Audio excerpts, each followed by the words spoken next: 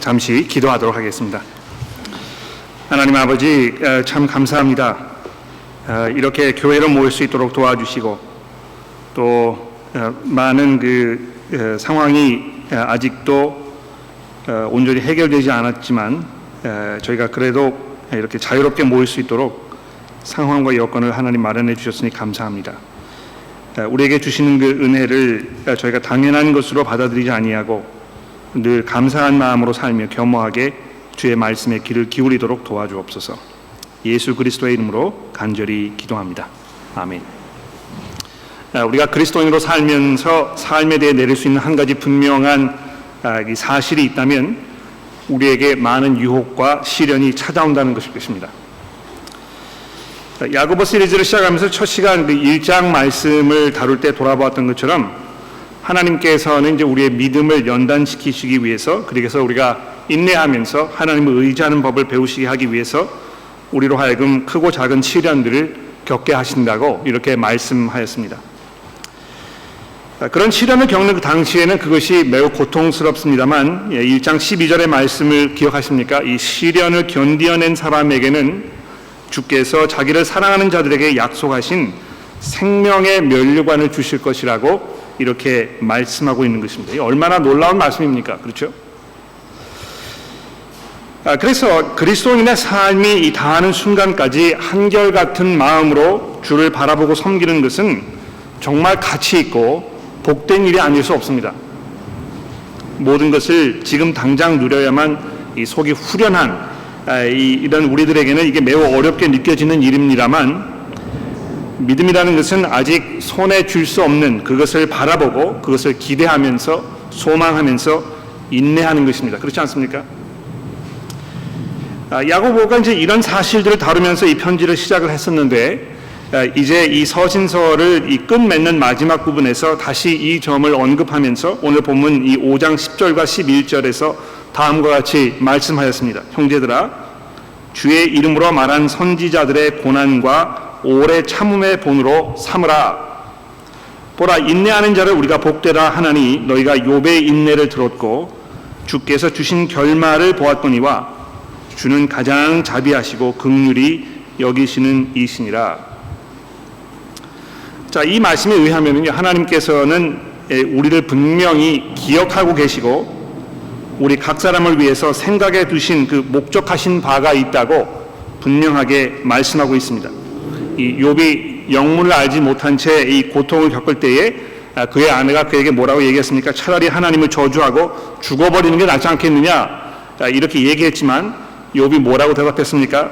분명히 이유가 있을 것이라고, 하나님께서 무슨 영문으로 이렇게 하시는지를 내가 좀 알아야 되겠다고 이렇게 말하지 않았습니까? 굉장히 한편으로는 좀 무모하고 또 하나님에 대해서 굉장히 무례한 그런 것처럼 들리지만, 또 다른 한편에는 하나님을 향한 어떤 그 깊은 믿음이 여기에 묻어나는 것을 우리가 볼 수 있는 것입니다. 물론 하나님께서 욥의 요구대로 모든 것을 나중에 다 그에게 설명하지 않으셨습니다만, 나중에 욥이 그 모든 과정을 겪은 후에 깨달은 것이 무엇입니까? 얼마나 하나님께서 자비로우시고 긍휼이 풍성하신 분이신가를 그냥 단순히 머리 지식으로만 알고 있게 된 것이 아니고 이제 마음 깊은 곳에서 우러나는 그 믿음으로 고백하게 되었다는 것입니다. 그래서 그의 결말이, 그를 위해서 주께서 오래전부터 생각해 두시고 계획해 두셨으며 또 완성시키신 그 계획이 있었던 것을 우리가 알게 되는데요, 우리 한 사람 한 사람을 위해서도 역시 하나님께서 예비해 두신 그 결말이 있다는 것, 이것을 우리가 알고 있는 것이 얼마나 놀라운 축복입니까? 우리 삶이 지금 겪고 있는 이 모든 일들, 또 지금 우리가 한숨과 눈물을 가져다주는 이런 그 시련과 고통들은요, 아무런 소용이 없고 무의미한 그런 것들이 아니고 하나님의 계획과 목적 가운데 우리에게 준 이 축복이라고 우리가 믿음으로 고백할 수 있는 것입니다. 물론 우리가 이제 당장 눈앞에 벌어져 있는 일들에 이렇게 몰두하다 보면 또 우리 앞에 정말 매력적으로 모습으로 다가오는 이 세상의 유혹에 잠시 정신이 이렇게 팔려 있다 보면 우리가 이제 이걸 쉽게 잊어버리게 되는 것이죠. 그렇지 않습니까? 아마 이 야고보 사도가 이 서신을 보냈던 당시 성도들도 우리처럼 이 사실을 잠시 잊고 살고 있었던 것 같습니다. 야고보 사도가 이들에게 어떤 말씀을 하고 있는지 우리 잠시 한번 살펴보도록 합시다. 본문의 그 시작 부분이 4장 13절에 보시면 들으라 너희 중에 말하기를 오늘이나 내일이나 우리가 어떤 도시에 가서 거기서 1년을 머물며 장사하며 이익을 보리라 하는 자들아, 이렇게 시작이 되고 있습니다. 우선적으로 이 본문 말씀에 보면 야고보 사도는 우리들에게 우리가 매우 불편하게 느껴질 수 있는 이런 사실들을 지적하고 있는데요. 이 14절 말씀에 보는 바와 같이 우리의 생명은 잠깐 있다가 없어지는 이 안개에 불과하다 하는 이러한 말씀입니다. 물론 이것은 그렇게 놀랍게 획기적인 어떤 진리이거나 또는 너무 깊고 심오해서 학문적인 그런 수련이 없이는 이해하고 받아들이기 어려운 그런 진리는 아닙니다. 그렇죠? 믿음이 있거나 없거나 모든 사람들이 이 사실을 알고 있습니다.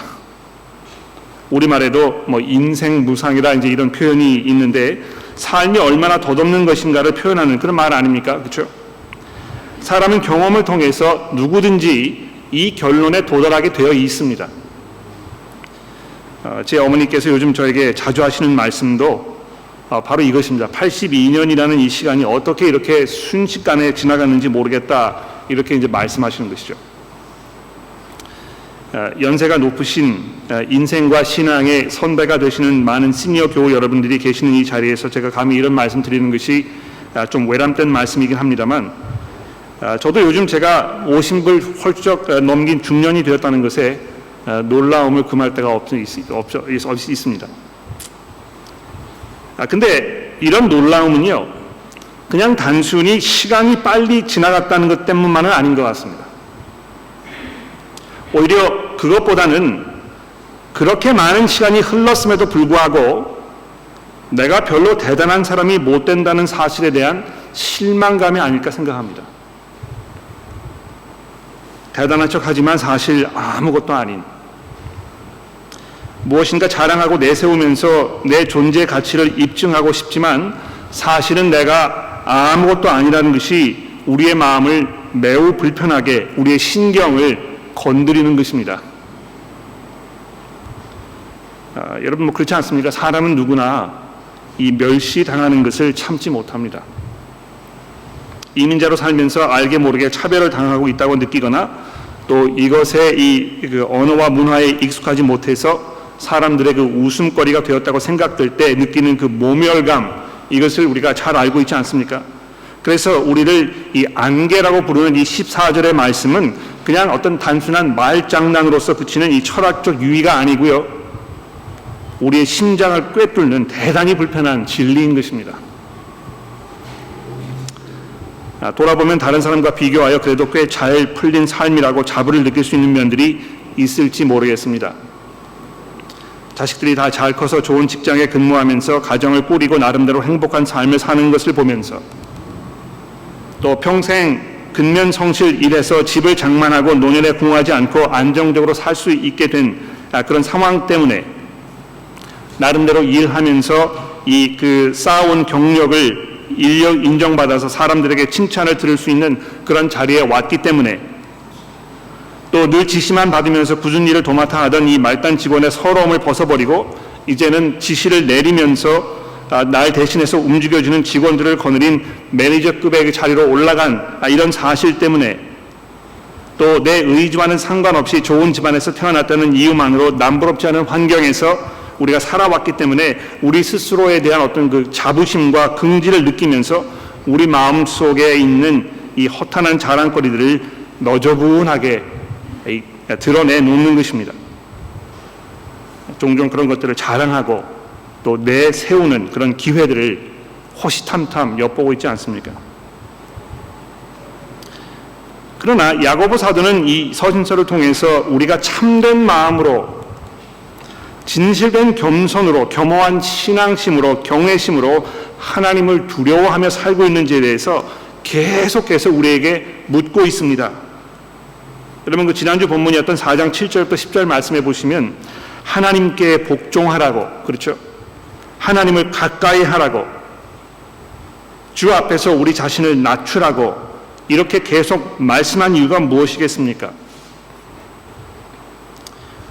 이 세상과의 불륜 관계 속에서 내 자신을 맡기면서 점점 우리의 생각과 마음속은 그쪽으로 기울게 마련입니다.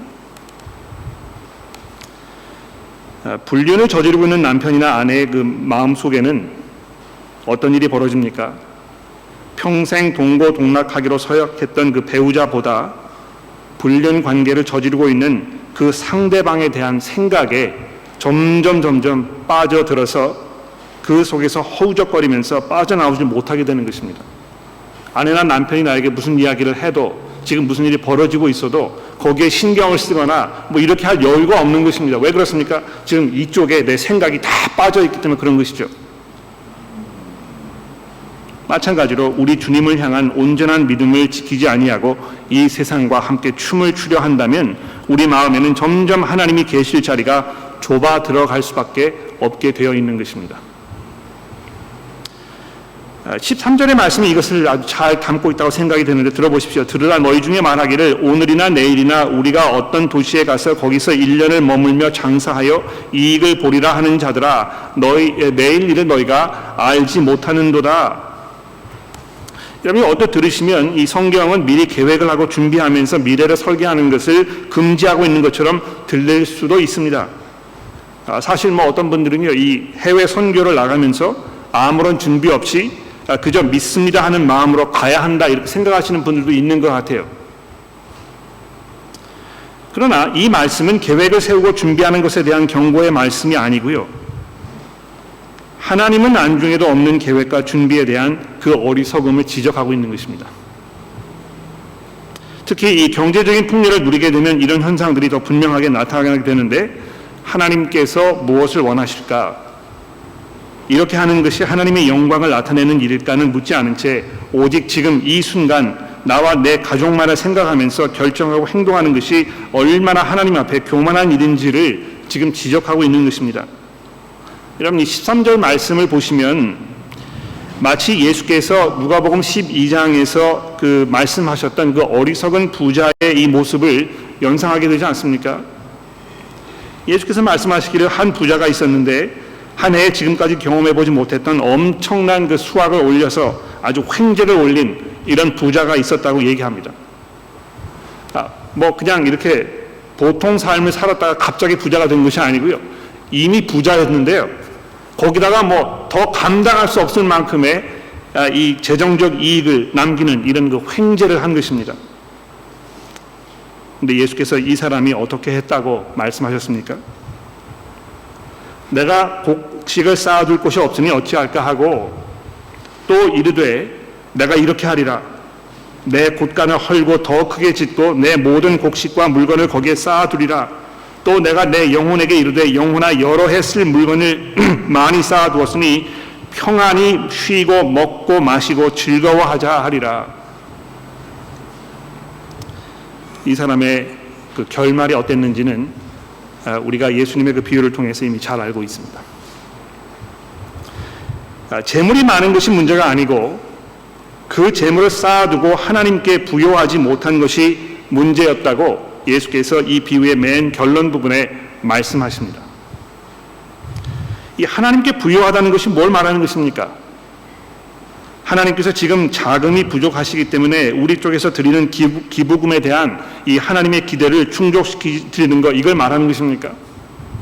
이 굉장히 우스운 발상이죠, 그렇죠? 이 온 천하가 다 하나님의 것인데요. 하나님께서 그까지 내 소유의 일부를 기부받는 것에 목을 매실 분이시겠습니까?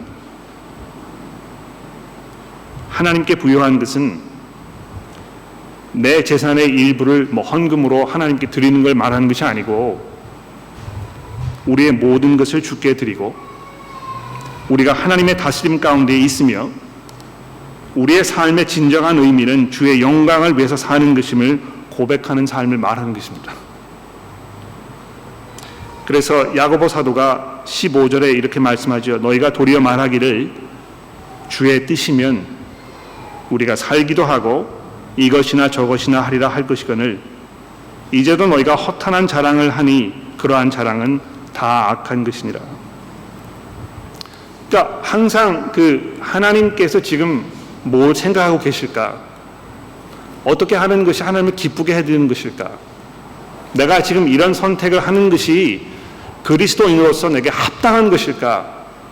어떤 신앙의 윤리적인 문제를 계속 우리에게 추궁하는 이 양심이 살아있는 삶을 살아야 하지 않겠습니까? 그래서 17절 마지막 부분에 그러므로 사람이 선을 행할 줄 알고도 행하지 아니하면 죄니라 이렇게 말씀했는데요. 여기 이제 선을 행한다 하는 이것을 나쁜 일, 좋은 일 이런 것으로 이제 우리가 이렇게 생각할 수 있는데 그걸 말하는 것이기보다는 우리가 마땅히 해야 할 도리 이것이 무엇인지를 알면서도 그렇게 하지 않는 것 이걸 말하는 것입니다. 근데 여러분과 제가 성도로서 마땅히 해야 할 우리의 신앙적 도리가 무엇이겠습니까? 하나님께서 뭘 생각하고 계시는지 물어보는 것입니다. 내가 지금 이렇게 하려고 하는 것이 어떤 신앙이라는 이 포장지를 이렇게 딱 쌓아둔 나의 허영과 내 욕심과 이 세상을 향한 나의 열망 이것은 아닌가 돌아보면서 내가 과연 이렇게 하는 것이 정말 옳은 것인가? 이것이 내 신앙의 경건함에 내 가족의 이 신앙생활에 내 주변에 있는 교회 사람들에게 어떤 영향을 미칠 것인가 이런 걸 잘 생각해보고 고민하고 기도하고 하나님 앞에 회개로 나아가며 하나님의 인도를 겸허하게 구하는 이 삶을 살아야 할 것인데 그렇게 하지 않는 것 이것이 죄라고 말씀하는 것입니다. 그렇지 않겠습니까? 뿐만 아닙니다. 5장으로 넘어가 보십시오. 들으라 부한자들아 너에게 임할 고생으로 말미암아 울고 통곡하라. 이 굉장히 불편한 경고의 말씀 아닙니까? 그렇죠?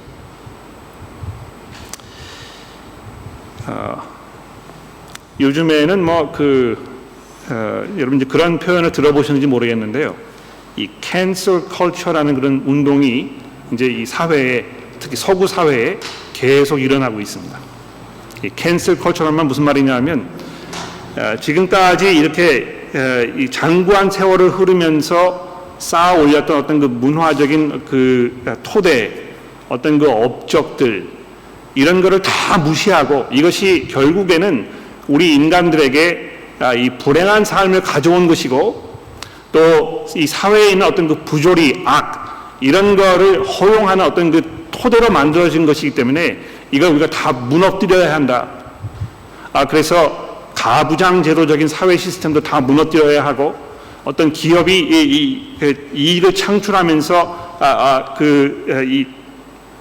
이익을 남기는 이 경제 시스템 이것도 다 무너뜨려야 하고 그래서 요즘에 보면 이 동상을 다 무너뜨리고 이 항의를 하고 데모를 하고 이런 걸 이제 우리가 많이 보게 되지 않습니까? 그런 걸 이제 보면서 이 어떤 자본주의적 이런 사회 시스템에 대해서 우리가 이제 들고 일어나야 되겠다 하는 이 생각들을 사람들이 점점 하게 되는 것 같아요. 마치 마르크스주의의 어떤 혁명주의적인 생각이 또 다른 모습으로 이제 계속 이렇게 우리 사회 속에 그 모습을 드러내지 않나 하는 생각이 종종 들 때가 있습니다. 그러니까 그런 환경 속에서 이건 내가 지금 열심히 일해가지고 어떤 하나님의 은혜 가운데에서 부를 많이 축적해 놓았는데 내가 좀 부하게 사는 거 이것이 좀 잘못된 것이 아닌가 굉장히 마음속에 불편함이 좀 있고 또 죄책감이 들기도 하고 그래서 내가 이거 다 기부하고 그럼 가난하게 어떤 금욕주의적인 삶을 살아야 되는 것이 아닌가 이렇게 이제 생각하게 되는 것입니다. 마치 경건하게 살려면 이 세상의 모든 재물과 내가 선을 긋고 더 이상 거기 가지 말아야 하는 것인 것처럼 이렇게 생각될 수가 있다는 것이죠. 그래서 이런 본문 말씀을 이렇게 들었을 때 이거 나에게 하는 말씀이 아닌가 이제 이렇게 약간 긴장을 하게 될 수 있습니다. 제가 전에도 여러 번 말씀드렸습니다만 사실 호주에 살고 있는 사람이라면 여기에서 아무리 우리가 경제적인 어려움을 겪으면서 살고 있다 하더라도 뭐 일반적으로 이제 사람들이 그렇게 얘기하지 않습니까? 그럼에도 불구하고 이 세상에 살고 있는 95% 이상의 사람들보다 우리가 훨씬 더 부유하게 살고 있는 것이라고 이렇게 말하고 있는 것입니다. 근데 우리 그렇게 느껴지지 않죠? 야, 이거 내가 지금 뭐 그 집값 낼래, 뭐 자식들 교육할래, 뭐 보험금 낼래, 차 할래, 뭐 얼마나 내가 경제적으로 쪼들리는 삶을 살고 있는가, 내가 뭐 부하다고 얘기할 수 있겠는가, 이제 이렇게 우리가 생각할 수 있습니다만 현실은 그렇지 않다는 것입니다. 우리보다 훨씬 더 열악한 상황 속에서 정말 끼니를 걱정하면서 살아야 하는 이런 사람들이 이 세상에 뭐 이 95%가 넘는다는 것이죠.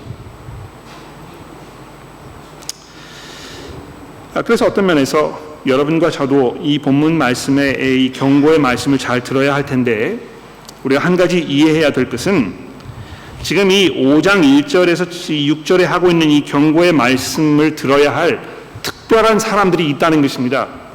이 본문 말씀 한번 읽어볼까요? 다시 1절입니다. 부한 자들아 너희에게 임할 고생으로 말미암아 울고 통곡하라. 너희 재물은 썩었고 너희 옷은 좀 먹었으며 너희 금과 은은 녹이 쓸었으니 이 녹이 너희에게 증거가 되며 불같이 너희 살을 먹으리라. 너희가 말세에 재물을 쌓았도다. 보라 너희 밭에서 추수한 품꾼에게 주지 아니한 싹시 소리를 지르며 그 추수한 자의 우는 소리가 만군의 주의 귀에 들렸느니라. 너희가 땅에서 사치하고 방종하며 살육의 날에 너희의 마음을 살찌게 하였도다. 너희는 의인을 정죄하고 죽였으나 그는 너희를 대항하지 아니하니라. 여기 뭘 말하고 있습니까? 이 금과 은과 재물과 옷과 이런 것을 쌓아둔 채 그냥 쌓아두었기 때문에 이게 다 지금 썩어 들어가고 있는, 그러니까 왜 이렇게 하겠습니까? 너무 재산이 많기 때문에. 네? 내가 이거 뭐 금고에서 꺼내가지고 이거 쓸 겨를이 없는 것입니다. 재산이 흘러 넘치는.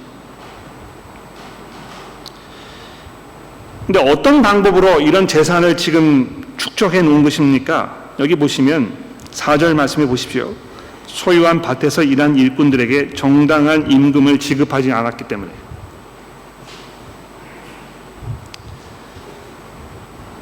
뭐 물론 모든 부자들이 다 이렇게 부정을 저지르는 것은 아니라는 걸 제가 알고 있습니다. 아마 여러분들이 정말 열심히 일하고 또 근면하게 솔직하게 정부가 요구하는 만큼의 세금 잘 내면서 정당하게 이 사람들 대우해 주면서 이렇게 이익을 남기시면서 사회에 큰 역할을 하시는 분들 많이 있다는 걸 제가 잘 알고 있습니다. 그런데 이 본문 말씀이 지금 지적하고 있는 것 중에 중요한 부분은 무엇입니까? 부가 축적되면 축적될수록 거기에 더 집착하게 되면서 어떤 현상이 벌어지느냐 하면 다른 사람을 희생시켜 가면서 내가 그것을 착취하게 된다는 것입니다. 어떻게 하면 임금을 좀 줄일 것인가? 어떻게 하면 내가 더 많은 이익을 취할 수 있도록 어떤 그 시스템을 만들어 갈 것인가? 이것이 다른 사람들에게 어떤 영향을 미치는지에 대해서 아무런 염려와 근심이 없는 채 그저 나의 행복과 내 욕심을 채우는 데 집착이 되어 있기 때문에 아무것도 눈에 보이지 않는 것입니다.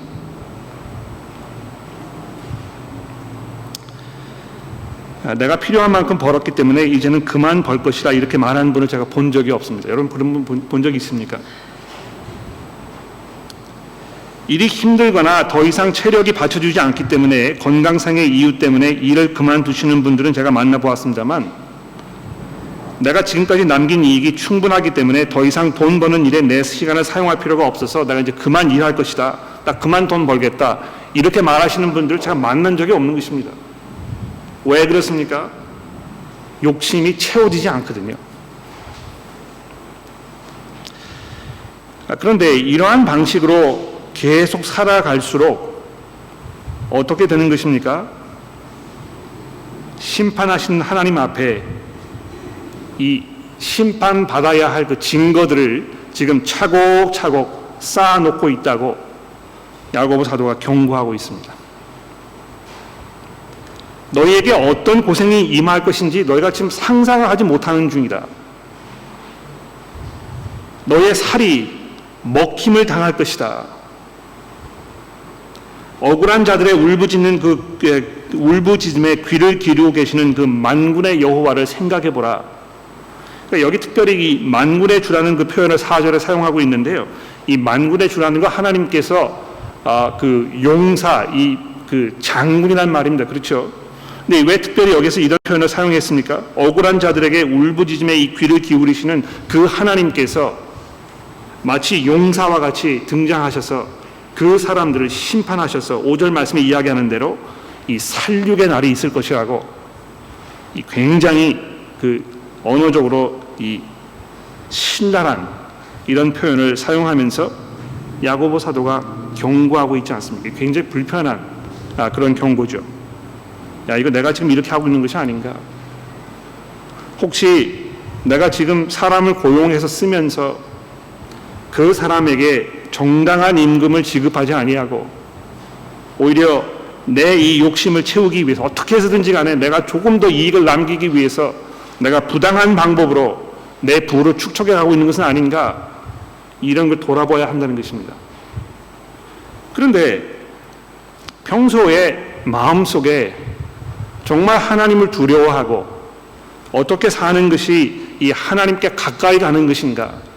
내가 어떻게 하면 하나님의 그 뜻을 추구하면서 사는 것인가? 이거를 계속 고민하고 염려하면서 질문하지 않는 사람들에게는요, 이런 기회가 없다는 것입니다. 물론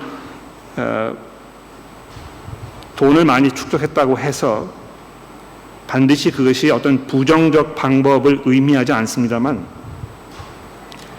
쌓여가는 그 돈의 그 유혹, 또 그것이 우리로 하여금 우리의 그 도덕적 신앙적 윤리를 타협하게 만드는 그 현실성, 이런 것들 우리가 심각하게 고민해보고 우리가 하나님 앞에 회개해야 될 것이 혹시 없는지 돌아보아야 한다는 것입니다. 교회 안에서 아마 그 이러한 문제들로 교우들 간에 불협화음이 일어나고 불편한 관계가 생기고 여기에서 어떤 그 복음에 합당하지 않은 그런 모습으로 서로 관계하고 사람들을 내려다보고 차별하고 또 거기에서 아웅다웅하고 이런 관계들이 벌어졌을 것이라고 우리가 짐작해 볼 수 있습니다. 야고보 사도가 그 문제에 대해서 계속 이야기하고 있기 때문에 그런 것이죠. 그런데 다행히도 오늘 본문 말씀에 보면 그러한 모든 상황 속에서 우리가 과연 어떻게 해야 될 것인가, 이런 것들을 말씀해 주기 위하여 이 7절부터 11절 말씀에 이렇게 결론을 내리고 있습니다. 그러므로 형제들아, 주께서 강림하시기까지 길이 참으라. 보라, 농부가 땅에서 나는 귀한 열매를 바라고 길이 참아 이른 비와 늦은 비를 기다리나니 너희도 길이 참고 마음을 굳건하게 하라. 주의 강림이 가까우시니라. 형제들아, 서로 원망하지 말라. 그리하여야 심판을 면하리라. 보라, 심판주가 문 밖에 서 계시니라. 형제들아, 주의 이름으로 말한 선지자들을 고난과 오래 참음의 본으로 삼으라. 보라, 인내하는 자를 우리가 복되다 하나니 너희가 욥의 인내를 들었고 주께서 주신 결말을 보았거니와 주는 가장 자비하시고 긍휼히 여기시는 이이시니라. 이런 그 복잡하고 어처구니 없고 안타깝고 견디기 어려운 이런 그 인간 사회의 어떤 그 어려움 가운데서 살고 있는 이들에게 야고보 사도가 무엇을 말씀해 주고 있습니까? 주의 강림이 가까우니라. 주께서 심판주이시며 그분께서 그렇게 멀지 않으셨다 말씀하고 있는 것입니다. 야고보 사도가 자기의 친형이었던 우리 주님 예수 그리스도께서 다시 오실 것을 얼마나 마음속에 기다리고 있었는지 우리가 이런 구절을 통해서 확인해 볼 수 있습니다. 주께서 그렇게 멀지 않으셨다. 곧 오실 것이다.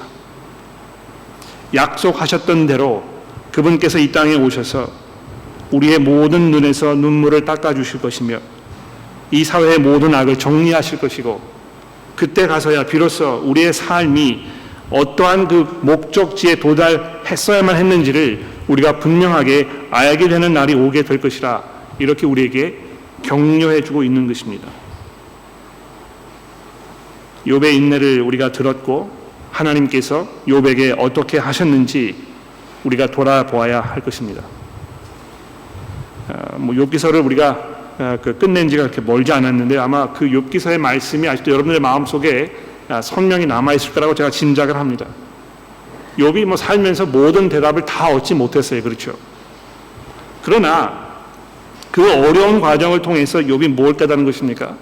내가 아무것도 아니고 내가 온전히 하나님의 은혜 안에 있을 뿐이고 하나님의 은혜 안에서 내가 참 평안과 또 확신을 얻으며 내가 인내할 수 있다는 것을 비로소 깨닫게 되지 않았습니까? 여러분 여기 보시면 느닷없이 이 9절 말씀에 서로 원망하지 말아라 하는 그 말씀이 이렇게 등장하는데 왜 이 말씀을 좀 여기 했겠습니까? 우리가 이런 우리 삶에 대한 온전한 어떤 그 시각을 가지고 있지 않으면 우리가 처해 있는 이 상황에 대해서 불평하고 원망하고 불안해하고 서로에 대해서 이 싸움을 벌이고 어떻게 해서든지 간에 내가 좀 더 취하려고 하고 이렇게 되지 않겠습니까? 교회 안에 분열이 생기고 원망하는 마음이 들고 어떻게 해서든지 간에 이 분을 좀 내가 풀어보려고 하고 내가 원수를 갚아야 되겠다는 마음이 들고 이런 상황 속에서 불편한 어떤 그 교제가 이루어지는 이 상황을 야고보 사도가 몰랐을 리가 없는 것입니다. 그러나 뭐라고 얘기합니까? 형제들이여, 주께서 오실 날이 멀지 않았으니 서로 원망하는 일을 그만두십시오.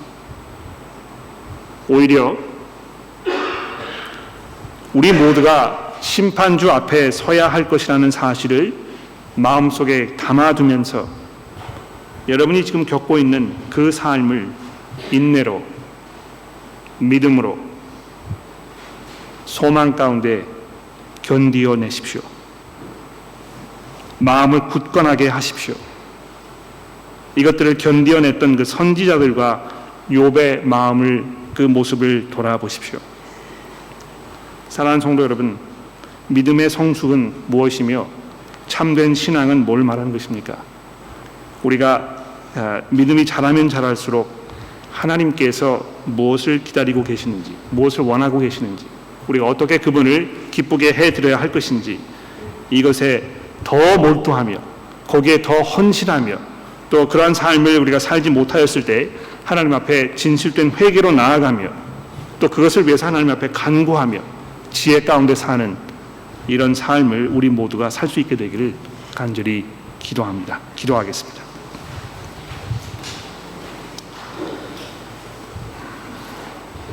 하나님 아버지, 저희들의 마음을 굳건하게 하여 주옵소서. 우리가 이 세상에 휩쓸려 두 마음을 품으면서 갈팡질팡하고 우리의 마음을 정하지 못하여 우리가 흔들리는 모습으로 살아가지 않도록 저희를 지켜주시고 우리의 마음을 굳건하게 주께 정할 수 있도록 도와주옵소서.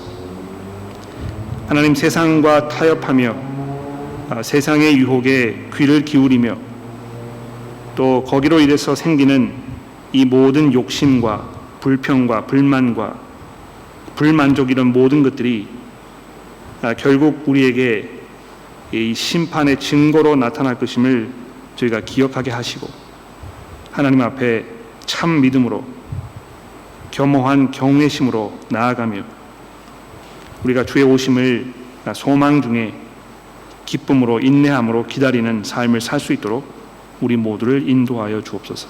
예수 그리스도의 이름으로 기도합니다.